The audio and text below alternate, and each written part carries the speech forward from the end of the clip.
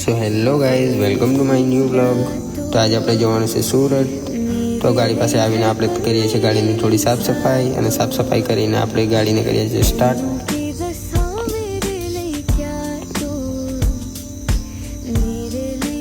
So finally આપણે company પાસે પહોંચી ગયા છે.